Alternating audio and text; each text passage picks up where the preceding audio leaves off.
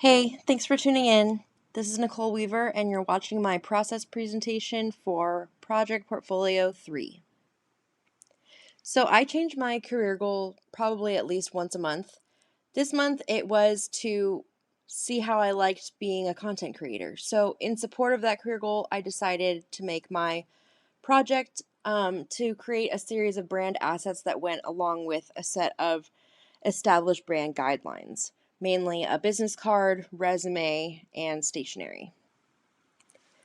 So this month, I really struggled with just feeling inspired in general, especially when it came to the design and layout of these assets.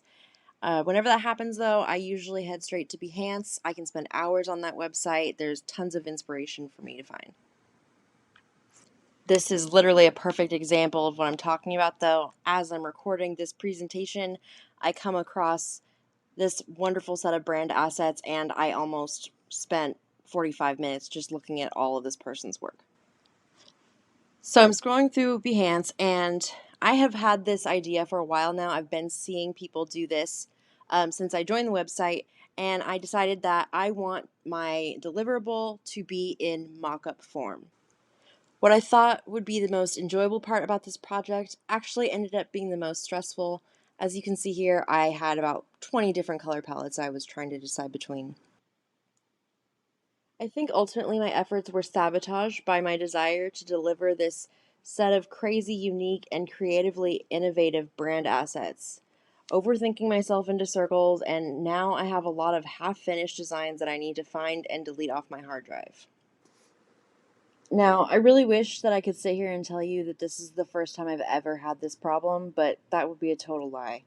I actually kind of have a history of tending to focus on the design elements of a project instead of the purpose that that asset is supposed to serve.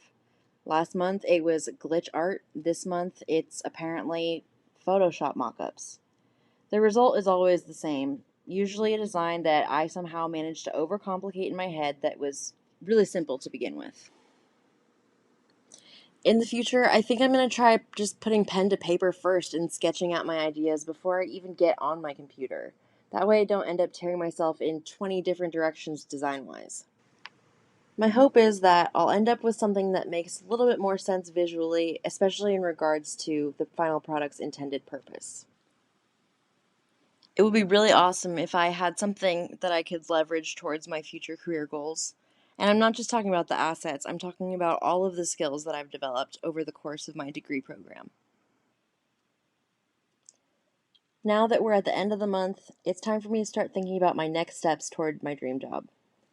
Obviously, I want to add all of my assets to my portfolio, but I also want to be able to practice being creative with a client's end result in mind instead of just hyper focusing on the creative journey that I took to get there.